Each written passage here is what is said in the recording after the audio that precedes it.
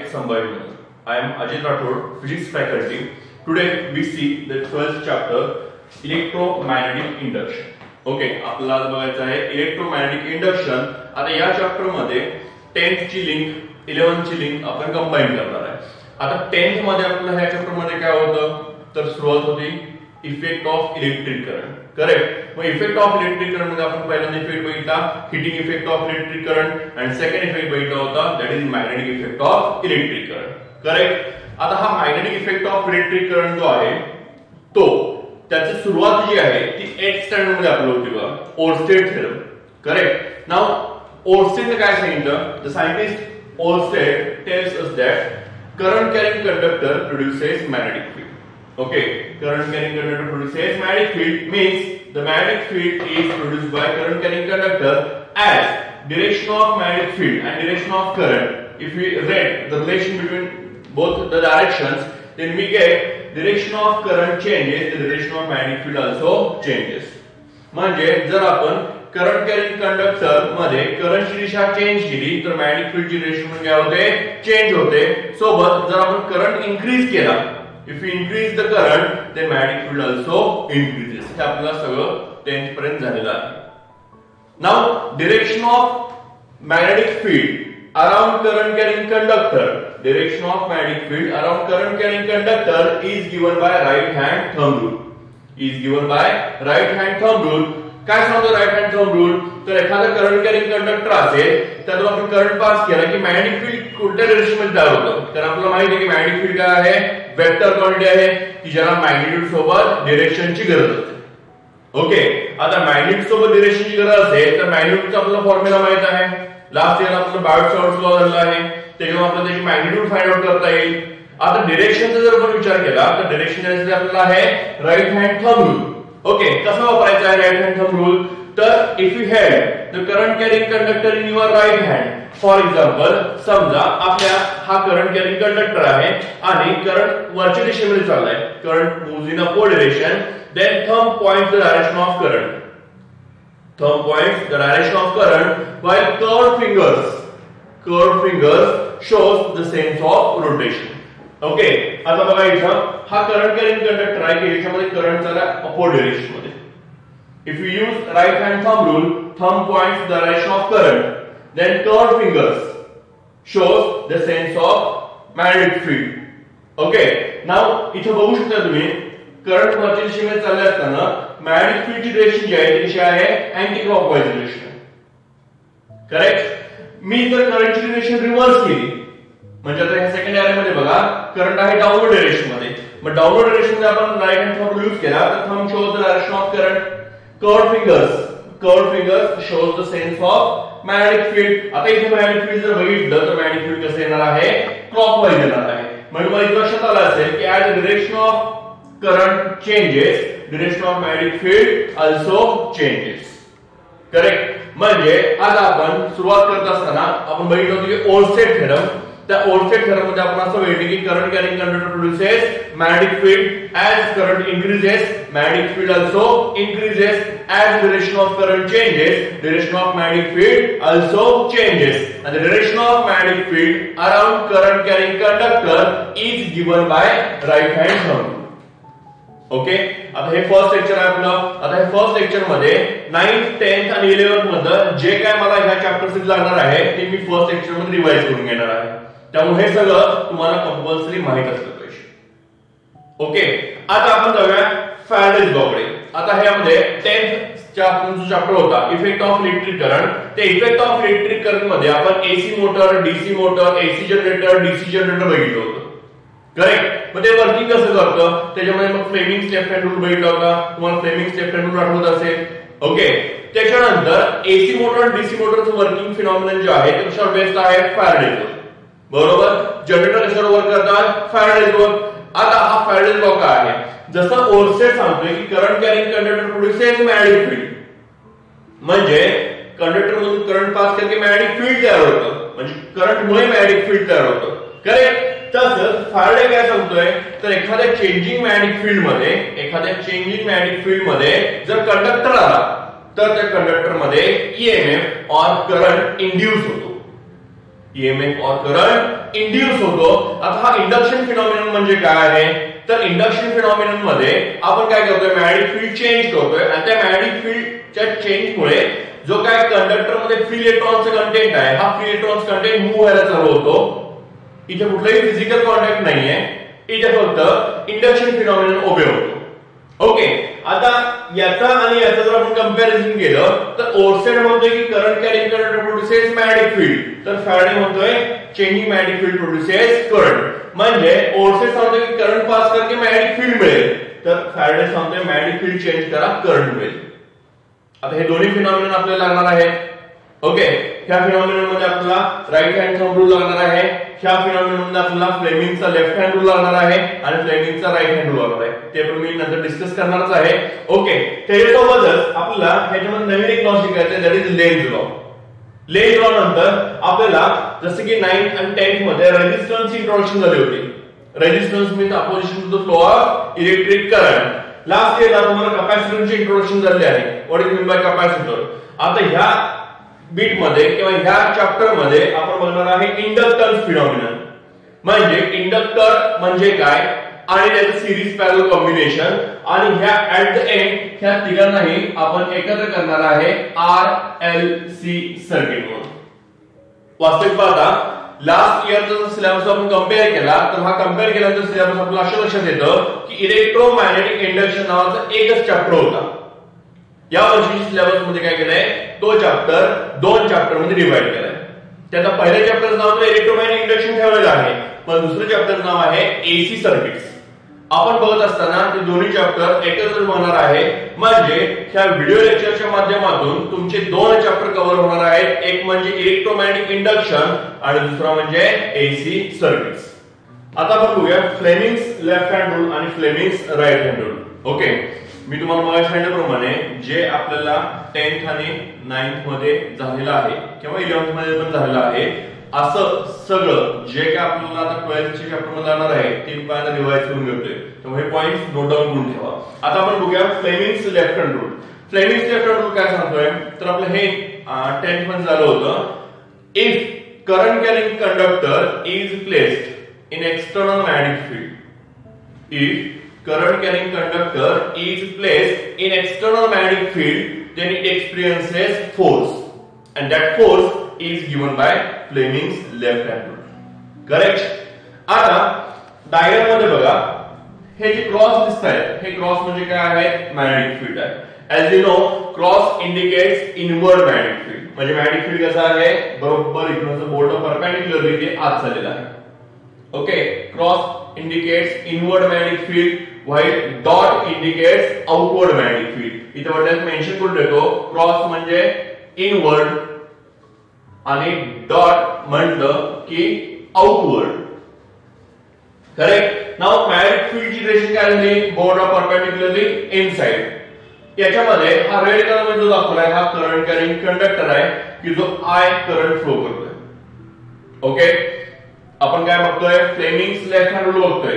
हा current carrying conductor आहे की जो एक्सटर्नल मॅग्नेटिक फील्ड मध्ये ठेवलाय. It experiences force which is given by Fleming's left hand rule. Now what the rule states? Now rule states that if we stretch thumb, first finger and middle finger of your left hand such that they are mutually perpendicular to each other, then if first finger shows the direction of magnetic field, first finger shows the direction of magnetic field, middle finger shows the direction of current, middle finger shows the direction of current, then thumb points the direction of induced force, or thumb shows the direction of force acting on that conductor. बघूया आपण इथं first finger magnetic field बोर्डला inward आतमध्ये आहे, बोर्डला inward आतमध्ये आहे, बरोबर आहे. Middle finger shows the direction of current, current आपल्या त्या साइडला चाललाय. Then thumb indicates the direction of force, म्हणजे ह्या कंडक्टरवर ऍक्ट होणारा फोर्स कुठे असेल, अपवर्ड डिरेक्शन मध्ये असेल. मग आपण इथे फोर्स ची डिरेक्शन देऊया. Force acting on that conductor is in the upward direction. इथे बघू शकताय फोर्स, करंट आणि मॅग्नेटिक फील्ड हे तिघं पण एकमेकांना काय असणार आहेत, म्युच्युअली परपेंडिक्युलर. पुन्हा इथे लॉ दाखवतोय, first finger shows the direction of magnetic field, middle finger shows the direction of current, thumb point direction of force, and that force is given by vector form मध्ये भेटलं तर F bar is equals to Q into V bar cross B bar. F bar is equals to Q into V bar cross B bar. त्याच्यामध्ये V म्हणजे velocity of that charge, B external magnetic field, Q amount of charge flows to the conductor, and F force acting on that conductor. Okay, हाच formula vector form मधून आपण scalar form मध्ये केला तर तो होईल QVB sin theta. F is equals to QVB sin theta. ह्या formula मध्ये वेलोसिटी जी आहे, वेलोसिटी म्हणजे काय असतं तर displacement divide by time. Now velocity is displacement divide by time. कोणती वेलोसिटी आहे? वेलोसिटी ऑफ चार्ज आहे. मग बघा, चार्ज ह्या पॉइंट पासून या पॉइंट पर्यंत फ्लो होणार असेल तर त्याची डिस्प्लेसमेंट किती होणार आहे? Equal to length of conductor. बरोबर, म्हणजे मी ह्या वेलोसिटीला रिप्लेस करणार displacement divide by time. Okay, बाकी क्वांटिटी मी आयची व्हॅल्यू देतो Q B sin theta as it is, इकडं F as it is. नाउ आपलं लक्षात असेल की Q divide by T, Q divide by T म्हणजे काय असतो? करंट. चार्ज अपॉन टाइम म्हणजे काय आहे? करंट. म्हणजे हाच फॉर्म्युला मॉडिफाय होईल F is equals to I L B sin theta. बघा, दोन फॉर्म्युले तुमच्याकडे मिळाले आहेत. एक म्हणजे F is equals to QVB sin theta आणि दुसरा म्हणजे F is equals to ILB sin theta. Okay, हे दोन्ही फॉर्म्युले आपल्याला पुढे डेरिव्हेशन मध्ये लागणार आहे. लक्षात आलं? Fleming's left hand rule. Fleming's left hand rule काय सांगतो आपल्याला? Fleming's left hand rule gives us the direction of force. Fleming's left hand rule gives us the direction of force acting on current carrying conductor placed in external magnetic field. म्हणजे एखादा current carrying conductor external magnetic field मध्ये ठेवला असेल तर त्यावर जो force act होतोय त्या फोर्सची डिरेक्शन देण्यासाठी तुम्हाला फ्लेमिंगचा लेफ्ट हँड रूल यूज करावा लागेल. ओके, नाउ आपण जाऊया फ्लेमिंग्स राइट हँड रूल कडे. Now what is Fleming's right hand rule? कसे यूज करतात हा फ्लेमिंग्स राइट हँड रूल? तर हा रूल जो यूज करतात तो फाइंड आउट करण्यासाठी की direction of current, direction of induced current काय आहे. चला मग बघूया. इथं पण same cross indicates inward magnetic field. Cross indicates inward magnetic field which is indicated by letter B. म्हणजे मॅग्नेटिक फील्ड कसा आहे? बोर्ड परपेंडिक्युलरली इनसाइड चाललेला आहे. याच्यामध्ये एक कंडक्टर ठेवलाय. याच्यामध्ये एक कंडक्टर ठेवलाय. समजा हा कंडक्टर असा आहे आणि या कंडक्टरला मी मागे इकडे ओढणार आहे. आता ज्यावेळी हा कंडक्टरला इकडे बाहेर ओढणार आहे म्हणजे फोर्स मोशन या साइडला आहे. करेक्ट? मग ह्या केस मध्ये ज्यावेळी आपण ह्या कंडक्टरला बाहेर ओढणार त्यावेळी ह्याच्यासोबतच्या मॅग्नेटिक फ्लक्स काय होतील? चेंज होतील. याच्यासोबतचे मॅग्नेटिक फ्लक्स चेंज झाल्या की ह्याच्यामध्ये काय होणार?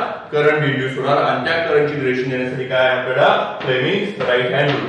म्हणजे Fleming's right hand rule use for the finding direction of induced current because of motion of conductor inside the magnetic field. म्हणजे एखाद्या मॅग्नेटिक फील्ड मध्ये आपण कंडक्टरला मूव्ह केला की त्याच्यामध्ये करंट जो तयार होतो त्या करंटची डिरेक्शन देण्यासाठी काय आहे? फ्लेमिंग्स राइट हँड रूल आहे. चला मग बघूया, अप्लाय करूया.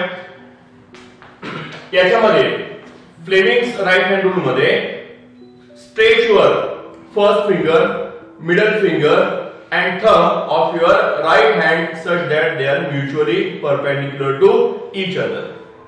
Okay, first finger indicates the direction of magnetic field.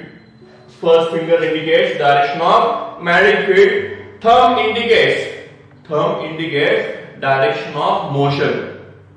Then middle finger indicates direction of induced current. Okay, first finger magnetic field आहे. Thumb shows direction of force म्हणजे आपण conductor कोणत्या साइडला अप्लाय करतोय, कंडक्टर कोणत्या साइडला move करतोय म्हणजे direction of motion. First finger magnetic field मध्ये ठेवला. थंब शोज मोशन आपण तिकडे करतोय तर करंट कुठे जातोय? अपवर्ड डायरेक्शन मध्ये. करंट कुठे जायला आहे? अपवर्ड डायरेक्शन मध्ये. म्हणजे ह्या करंट कॅरिंग कंडक्टर मध्ये करंट जो असणार आहे तो कुठे असणार आहे? Vertically upward direction. मग ह्यापैकी जर तुम्ही समजा मोशन या साइडला करण्याच्या वेळी या साइडला केली, बघा मोशन मी काय करतोय, मोशन मी या साईडला केली होती, तीच मोशन मी आता या साईडला केली, तर बघा मोशन मी या साईडला केला तर करंट जनरेशन वर येते, पण तेच मोशन मी या साईडला केली करंट जनरेशन काय होते, खाली जाते. म्हणजे according to direction of motion direction of current here changes. आता दोन्ही रूल्स तुमच्या लक्षात आले असतील. फ्लेमिंग्स लेफ्ट हँड रूलसाठी to find the direction of force acting on current carrying conductor placed in external magnetic field, while Fleming's right hand rule used for finding the direction of induced current because of motion of conductor in the external magnetic field. आता आपण बघूया electric flux and magnetic flux. त्याचा electric flux जो bit आहे हा आपला electrostatics chapter मध्ये झालेला आहे, बरोबर आहे. इलेक्ट्रिक फ्लक्स किंवा मॅग्नेटिक फ्लक्स, फ्लक्स म्हणजे काय असतात, तर flux is a magnetic lines or electric lines per unit area असतात, करेक्ट. आता या फ्लक्स साठी आपल्याला थोडासा डायग्राम पॅटर्न मध्ये फॉर्म्युला बनवायचा आहे, की जो फॉर्म्युला आपल्याला इलेक्ट्रोमॅग्नेटिक इंडक्शन चॅप्टर मध्ये स्टार्टिंगला यूज करायचा आहे. ओके, बघूया. समजा ही एक तुमच्याकडे एरिया आहे, क्लिअर. एरिया आहे ds. आता कोणतीही एरिया रिप्रेझेंट करत असताना त्या एरियावर बघा, त्या एरियावर एक परपेंडिक्युलर ड्रॉ करतात, त्याला म्हणायचं त्याचा एरिया वेक्टर. म्हणजे हा एरिया ds आहे जो ब्लू कलर मध्ये दिलाय, आणि ब्लू कलर मध्ये जो ड्रॉ केलेला वेक्टर आहे that is area vector of that area. काय लक्षात ठेवा, एरिया वेक्टर एरियाला परपेंडिक्युलर असतो. ओके, ही एरिया आहे, ह्या एरियाचा सरफेस तुमचा असा असणार आहे, आणि त्याला हा परपेंडिक्युलर म्हणजे काय होईल, एरिया वेक्टर होईल. आता ही एरिया आपण एक्सटर्नल इलेक्ट्रिक फील्ड मध्ये ठेवली. मग हे जो रेड कलर मध्ये एरो दिसतोय हा इलेक्ट्रिक फील्डचा एरो आहे, क्लिअर. ह्या एरिया वेक्टर आणि इलेक्ट्रिक फील्ड यांच्यामध्ये अँगल आहे theta. Okay, now flux passing through the surface, flux passing through the surface is given bye phi e is equals to e bar dot ds bar. आता e bar dot ds bar म्हणजे हा काय झाला, dot product झाला, म्हणजे मिळणारी quantity कशी आहे, स्केलर आहे, बरोबर. या डॉट प्रोडक्ट आपण आणखी काय म्हणतो, स्केलर प्रोडक्ट म्हणतो. म्हणजे ई बार वेक्टर, ds बार म्हणजे एरिया वेक्टर, ह्या दोन वेक्टर पासून मिळणारी क्वांटिटी जी आहे ती मात्र काय आहे, स्केलर. मग phi e म्हणजे electric flux is equal to e bar dot ds bar. Expand केलं तर e ds cos theta, correct. आता ह्या फॉर्म्युलामध्ये फक्त ह्या ds च्या ऐवजी आपण काही ठिकाणी एरियाला a यूज करतो, म्हणजे हा फॉर्म्युला होईल phi e electric flux is equal to ea cos theta. समजा याला नंबर ऑफ टर्न्स वेगळे असतील, number of times area multiply होत असेल तर इथे n फॅक्टरने काय करावं लागेल, आपल्याला मल्टिप्लाय करावं लागेल. आता प्रश्न असा आहे की फ्लक्स जे आहे त्या मॅक्झिमम कधी असणार आहे. साहजिकच त्यामुळे cos थीटा आहे, and when cos theta is equals to 1 we get the flux maximum. Okay, similarly हा सगळा पार्ट सिमिलर इकडे आहे मॅग्नेटिक फ्लक्स मध्ये, कारण फ्लक्स दोन्ही सगळा दोघांचे प्रॉपर्टी सेम आहेत, फक्त इकडे आपण इलेक्ट्रिक म्हणतो, तिकडे आपण मॅग्नेटिक म्हणतो. बघा इथे पण एरिया आहे ds, एरिया वेक्टर आहे ds बार. इथे मात्र आपण मॅग्नेटिक फील्ड ठेवलं आहे, जसं आपण इलेक्ट्रिक फील्ड तिकडे इकडे मॅग्नेटिक फील्ड असणार आहे. Magnetic field b bar, magnetic field आणि एरिया वेक्टर मधला अँगल आहे theta. Now magnetic flux phi b is equal to b bar dot ds bar म्हणजे b ds cos theta. Okay, ह्या area ds च्या ऐवजी जर आपण एरिया a यूज केला तर फॉर्म्युला होईल phi b is equal to b into a into cos theta. मग आता ह्याच्यामध्ये हे समजा एरिया सर्क्युलर असेल तर इथे एरिया आपण काय यूज करणार, पाय स्क्वेअर यूज करणार. स्क्वेअर असेल तर साइड स्क्वेअर यूज करणार. रेक्टेंगल असेल तर लेंथ इनटू ब्रेथ यूज करणार. असा हा फॉर्म्युला काय होईल, चेंज होईल एरियासाठी दोन्ही साइडला. मग ह्यामध्ये पण बघ जर नंबर ऑफ टर्न्स n लावले आपण इथं, एरिया मल्टिप्लाय केली तर effective area n into l काय म्हणायचं आहे, इफेक्टिव्ह एरिया. हा इफेक्टिव्ह एरिया मध्ये n हा फक्त मल्टिप्लाय केला तर phi b is equal to NAB cos theta असा फॉर्म्युला मिळेल. दोन्ही फॉर्म्युलास तुम्ही कंपेअर करू शकता. फक्त इलेक्ट्रिक फील्ड मध्ये E येतं, मॅग्नेटिक फील्ड मध्ये B येतं. दोन्ही साइड फॉर्म्युला मध्ये काय आहे, सेम आहे. फ्लक्स ही क्वांटिटी तुमच्या लक्षात आली असेल. आता flux through any area is maximum, flux through any area is maximum कधी होणार आहे. बघा माझा हात म्हणजे हा एक एरिया आहे, ह्या एरियाला रिप्रेझेंट करणारा हा म्हणजे कोण होईल, एरिया वेक्टर. बघा लक्षात घ्या, हा माझा हात म्हणजे काय आहे, एरिया आहे. आणि ह्या एरियाला रिप्रेझेंट करणारा वेक्टर म्हणजे हा काय होईल तुमचा एरिया वेक्टर लाईक दॅट. बरोबर.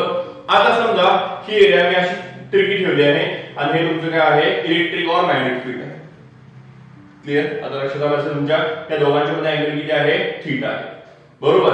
आता मी ज्यावेळी माझा हात जो आहे म्हणजे माझा एरिया जो आहे तो असा बरोबर असा करतोय म्हणजे फील्डला मी ज्यावेळी परपेंडिक्युलर करतोय बघा हा फील्ड आहे त्या फील्डला माझा हात काय झाला परपेंडिक्युलर झाला आणि ज्यावेळी मी हा फील्डला परपेंडिक्युलर करतोय त्यावेळी एरिया वेक्टर सोबतचा अँगल किती होतोय बघा एरिया वेक्टर सोबतचा अँगल होतोय 0. बरोबर. मग एरिया वेक्टर सोबतचा अँगल 0 झाला याचा अर्थ cos 0 किती होणार 1 आणि in that case you will get maximum flux. Torch आहे समजा आपण टॉर्च धरलाय आणि आपला टार्गेट असं आहे की टॉर्चचा मॅक्सिमम लाईट जो आहे तो आपल्याला थांबवायचा पास होऊ द्यायचा नाही. मग त्यासाठी तुम्ही हात यूज करत असताना समजा आता हा तुमच्या हातामध्ये टॉर्च आहे आणि हा टॉर्चचा लाईट असा काढला तर पलीकडं तुम्हाला मॅक्सिमम शॅडो तयार करण्यासाठी हात असा ठेवावा लागेल. बरोबर आहे. हात असा ठेवला याचा अर्थ काय होईल नंबर ऑफ फोटॉन्स म्हणजे लाईट वेव्हज काय होतील ते थांबतील.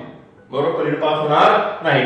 तसंच आहे फ्लक्स केस मध्ये पण बघा ज्यावेळी आपण परपेंडिक्युलर एरिया ठेवतो एरिया परपेंडिक्युलर ठेवतो पण इन दॅट केस एरिया वेक्टरचा अँगल किती होतो त्यावेळी 0 होतो. मग एरिया वेक्टरचा अँगल 0 झाला की cos 0 1 म्हणजे फ्लक्स काय होत आहे मॅक्सिमम होत आहे. आता हीच एरिया समजा हीच एरिया मी फील्डला पॅरलल धरली म्हणजे आता माझं बघा हात म्हणजे एरिया आहे आणि हे फील्ड आहे. बरोबर आहे. ही एरिया फील्डला कशी दिसते पॅरलल आहे दिसते पण त्याने एरिया वेक्टर सोबत अँगल किती केलाय 90 केलाय. मग जर केलं इथं थीटा मध्ये 90 पुट केलं तर cos 90 किती येणार आहे cos 90 येणार आहे 0. In that case flux will be 0.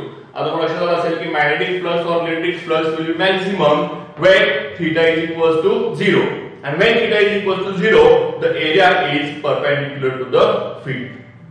Area is perpendicular to the field. Concept बघा area is perpendicular to the field याचा अर्थ एरिया वेक्टर सोबत केला अँगल काय होणार 0.